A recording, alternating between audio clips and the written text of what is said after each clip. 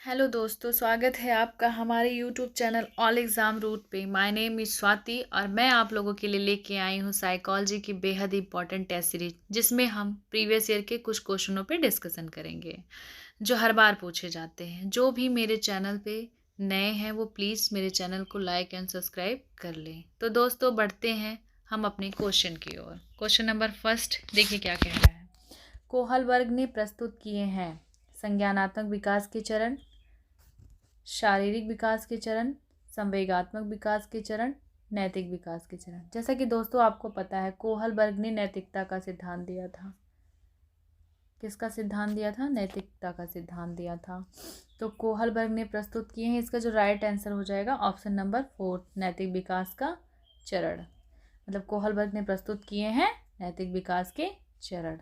बढ़ते हैं हम अपने नेक्स्ट क्वेश्चन पे। विकास की किस अवस्था तक बुद्धि का अधिकतम विकास होता है? ऑप्शन नंबर ए बाल्यावस्था, ऑप्शन नंबर बी शैशवावस्था, ऑप्शन नंबर सी किशोरावस्था, ऑप्शन नंबर डी प्रौढ़ावस्था। क्वेश्चन क्या कह रहा है? विकास की किस अवस्था तक बुद्धि का अधिकतम विकास होता है? तो सभी को पता है दोस्तों, विकास की जो बुद्धि का मतलब अधिकतम अवस्था है विकास की, वो किशोरावस्था होगा।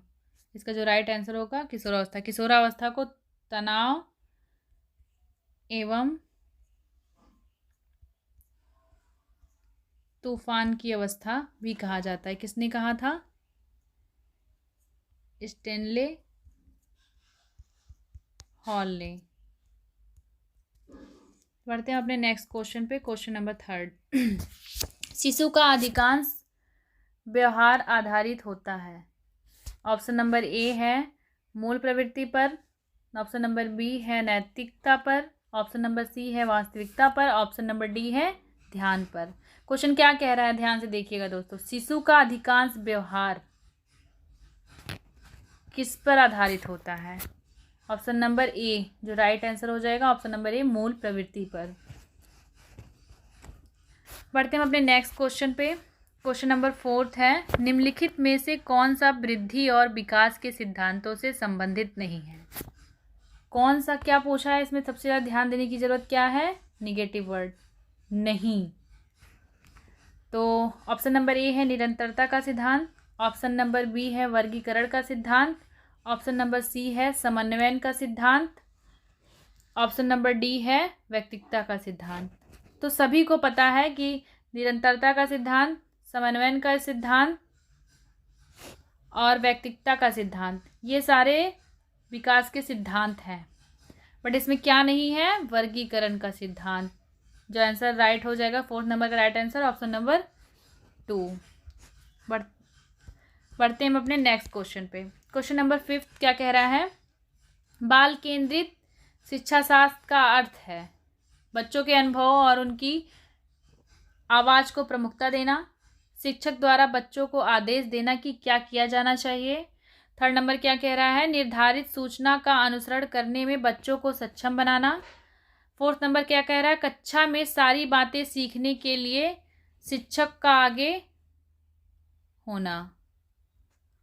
देखिए, बाल केंद्रित शिक्षा शास्त्र का अर्थ है, इसका जो राइट आंसर हो जाएगा ऑप्शन नंबर ए, बच्चों के अनुभव और उनकी आवाज़ को प्रमुखता देना। देखिए, फर्स्ट प्रायोरिटी क्या देना है? बच्चों को देना, क्योंकि हमारी ये क्या है? बाल केंद्रित शिक्षा है।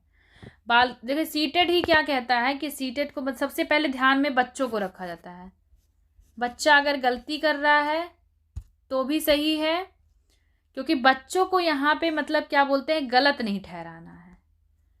सबसे पहले ध्यान में यही रख के अगर हम क्वेश्चन को सॉल्व करेंगे तो हमारा एक भी क्वेश्चन रॉन्ग नहीं होगा। इसका जो राइट आंसर होगा क्या होगा? Option number 1। बढ़ते हैं अपने नेक्स्ट क्वेश्चन पे। क्वेश्चन नंबर 6, विकास के सिद्धांतों के बारे में निम्नलिखित में से कौन सा गलत है? इसमें जो मेन पॉइंट ध्यान देखने वाली क्या है? गलत। इसी में हम लोग गलत कर देते हैं, मतलब यही ध्यान नहीं देते हैं कि गलत सही में। इसका आंसर क्या है? देखिए, विकास वंशानुगता और वातावरण के बीच सतत अनुयोग क्रिया से होता है। ऑप्शन नंबर 2 है विकास परिपक्व और अधिगम पर आधारित होता है। ऑप्शन नंबर 3 है प्रत्येक बच्चा विकास के चरणों से गुजरता है फिर भी बच्चों में व्यक्ति विभिन्नता बहुत होती है। ऑप्शन नंबर 4, विकास एक परिमाणात्मक प्रक्रिया है जिसका ठीक ठीक मापन हो सकता है। तो क्वेश्चन नंबर क्या था, क्वेश्चन क्या कह रहा था, विकास के सिद्धांतों के बारे में निम्नलिखित में से कौन सा कथन गलत है। तो जो 6 का राइट आंसर हो जाएगा ऑप्शन नंबर डी, विकास एक परिमाणात्मक प्रक्रिया है जिसका ठीक ठीक मापन होता है। ये गलत है, विकास परिमाणात्मक नहीं होता है।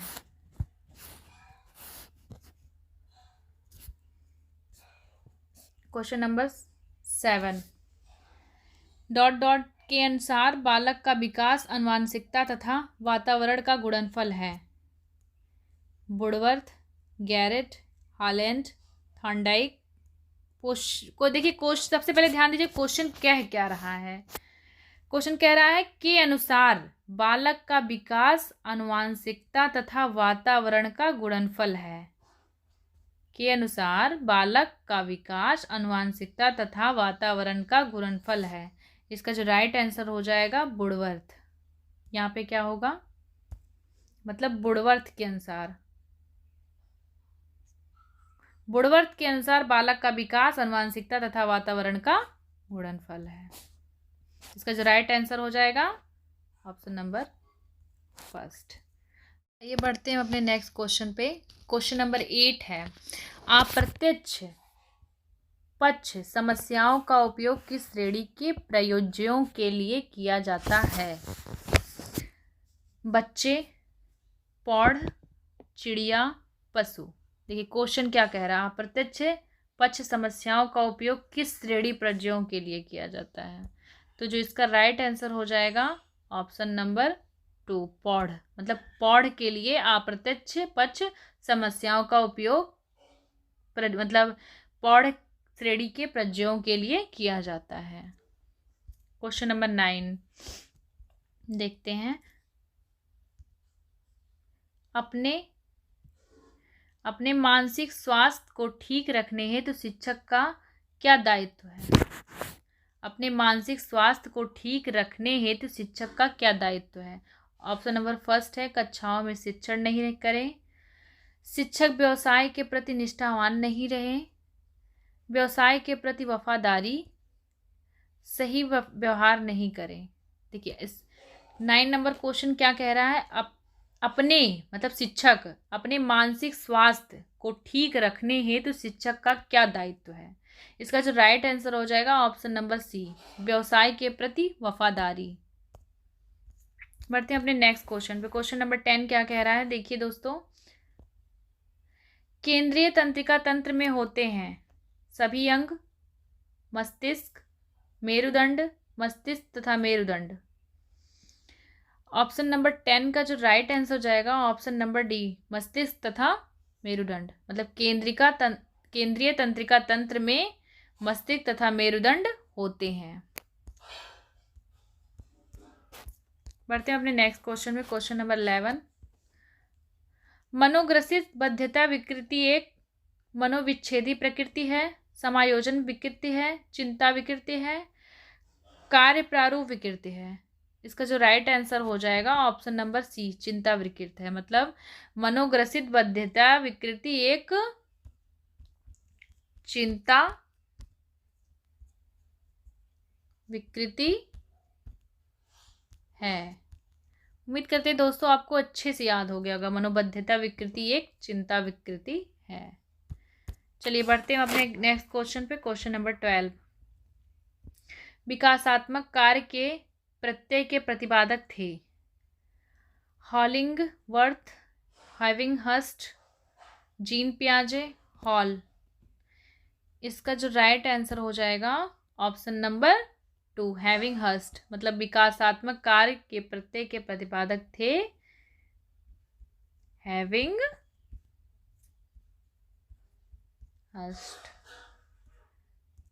चलिए बढ़ते हैं अपने नेक्स्ट क्वेश्चन पे। क्वेश्चन नंबर 13, देखिए क्या कह रहा है क्वेश्चन, ध्यान से देखिएगा दोस्तों। सामान्य पुरुष में XY गुणसूत्र होते हैं जबकि सामान्य महिला में होते हैं, क्या होते हैं।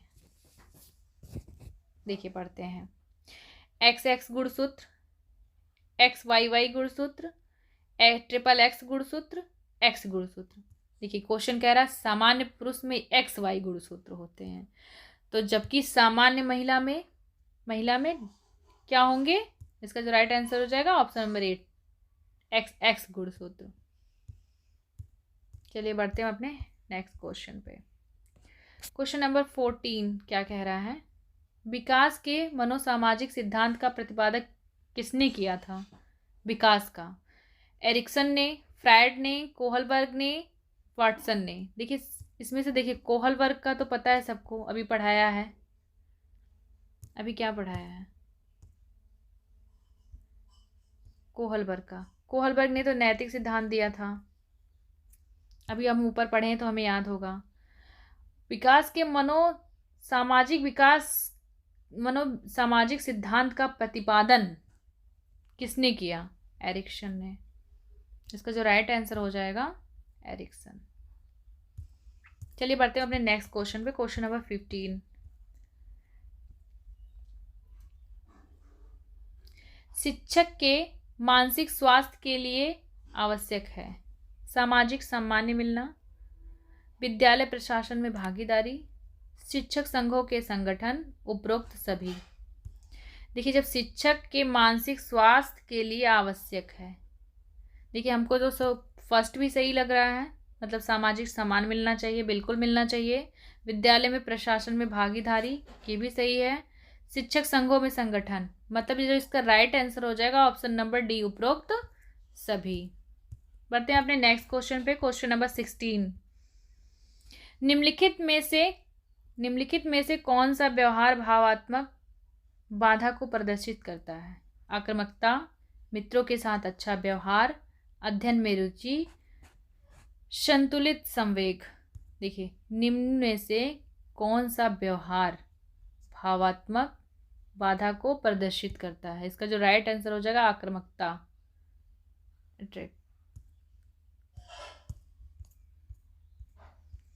बढ़ते हैं अपने नेक्स्ट क्वेश्चन पे। क्वेश्चन नंबर 17 देखिए क्या कह रहा है। मानसिक स्वास्थ्य के द्वारा एक व्यक्ति खुश तथा स्वस्थ रहता है क्योंकि मानसिक तनाव दूर हो जाता है, हर परिस्थिति को संभाल लेता है, व्यक्ति एवं समाज के साथ अच्छे प्रकार समायोजित हो जाता है, उपरोक्त सभी। देखिए क्वेश्चन क्या कह रहा है। मानसिक स्वास्थ्य के द्वारा एक व्यक्ति खुश तथा स्वस्थ रहता है। देखिए हमें तो क्वेश्चन नंबर फर्स्ट भी सही लग रहा है। मानसिक तनाव दूर हो जाता है, हर परिस्थिति को संभाल लेता है, व्यक्ति एवं समाज के साथ अच्छी प्रकार समायोजित हो जाता है। ऑप्शन नंबर डी क्या कह रहा है? उपरोक्त सभी। तो इसका जो राइट आंसर हो जाएगा ऑप्शन नंबर डी। बढ़ते हैं अपने नेक्स्ट क्वेश्चन पे। Question number 18। किशोर विद्यार्थियों का मानसिक तनाव दूर करने हेतु कौन सी विधियां हैं? प्रत्यक्ष विधि, अप्रत्यक्ष विधि, मनोवैज्ञानिक उपचार, उपरोक्त सभी। किशोर विद्यार्थी मतलब प्रत्यक्ष विधि भी सही है, अप्रत्यक्ष विधि भी सही है, मनोवैज्ञानिक उपचार भी सही है। जो इसका राइट आंसर हो जाएगा ऑप्शन नंबर डी। दोस्तों इसका right answer option number D. बढ़ते हैं अपने नेक्स्ट क्वेश्चन पे। Question number 19। संवेगात्मक शक्ति का सर्वाधिक प्रभाव किस अवस्था में होता है? बाल्यावस्था, किशोरावस्था, प्रौढ़ावस्था, शैशवावस्था। संवेगात्मक शक्ति का सर्वाधिक प्रभाव किशोरावस्था में होता है। इसका जो राइट आंसर है ऑप्शन नंबर बी। बढ़ते हैं अपने नेक्स्ट एंड लास्ट क्वेश्चन पे। उम्मीद करते हैं दोस्तों आपको मेरी वीडियो बहुत अच्छी लग रही होगी। बने रहिएगा आगे भी मेरी वीडियो में, ऐसे ही आपके लिए टेस्ट सीरीज चलाऊंगी मैं। कौन सी अवस्था में अहम बनाव भूमिका द्वंद्व का प्रसार होता है? बाल्यावस्था, किशोरावस्था, प्रौढ़ावस्था, शैशवावस्था। क्या पूछ रहा क्वेश्चन? कौन सी अवस्था में बच्चा अहम कौन सी अवस्था में करता है? किशोरावस्था में। इसका जो राइट आंसर हो जाएगा ऑप्शन नंबर बी, किशोरावस्था। उम्मीद करते हैं दोस्तों आपको मेरी वीडियो बहुत अच्छी लगी होगी। अच्छे होंगे, स्वस्थ होंगे, मस्त होंगे। आगे भी बने रहेगा मेरे वीडियो में। थैंक यू सो मच दोस्तों। इसी के साथ बाय।